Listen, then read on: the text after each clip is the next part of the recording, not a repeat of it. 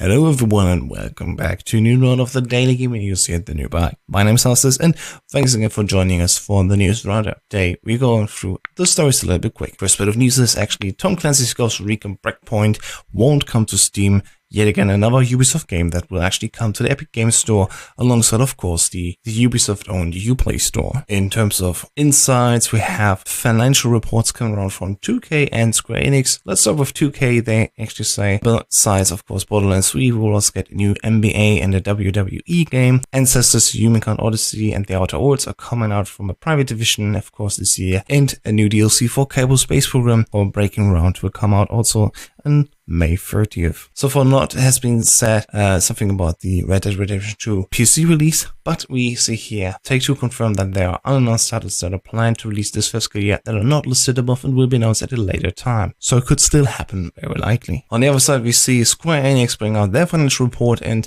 although, of course, their net sales rose by 8.2% actually to 2.5 billion dollars, the profits dropped apparently by around 28.5% to 18.5 billion yen, which amounts to 169.6 million US dollars. I'm very sad that this huge company did not earn that many million US dollars. Apparently, the reason for that is the high launch costs and some issues with the mobile market. Of course, if you want to see the whole gist of all these reports here, check it out below in the video description. There's a link that you can find all sources to. And then, talking about E3, we finally get to see, of course, again, the plans for Nintendo and E3. We will have the Splatoon 2 World Championship 2019 and the Super Smash Bros. Ultimate World Championship 2019 in a 3v3 duel that is happening actually from June 8th on. And on June 11th, we have the Nintendo Direct focusing solely on software titles, nothing talked about hardware. And after that, of course, the Treehouse live streams from E3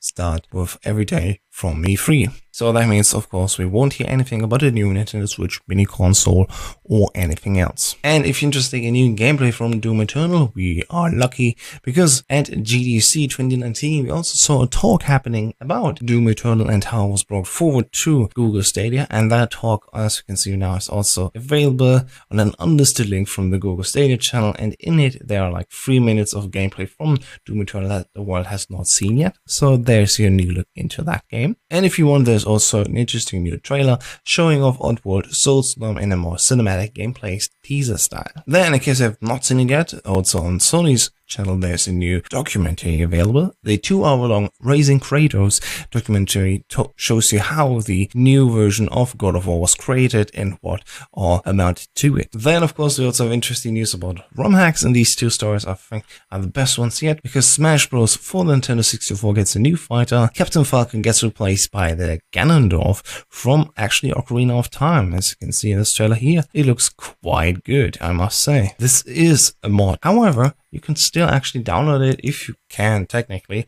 put it on the Nintendo 64 cartridge. You can actually play that version as is on an actual console. The same thing also goes for this mod, which is Super Mario Land for the Game Boy, and that sees a remaster basically in a Super Mario Land Deluxe version. The modder Torux actually made a new version of the game, which is now fully featured in color and also swaps around 1 or 2 assets. I quite like this version, and as you can see in this trailer here, it's fully functional. So check it out yourself if you want and get your hands on that version as well. Links to that and of course the other ROM hack on the video description down below. Coming closer to the end, of course, we have releases for this week listed on our website as well. Yesterday we saw the release of Thea 2 The Shattering, and this week and today, of course, we have the new release of Rage 2 alongside some other titles. So if you want to see all of these, check it out. The posters, of course, on our website listed below. And last but not least, if you have not seen yet, Detective Pikachu is out since last week. And of course, we made a spoiler-free review for you, so you can check out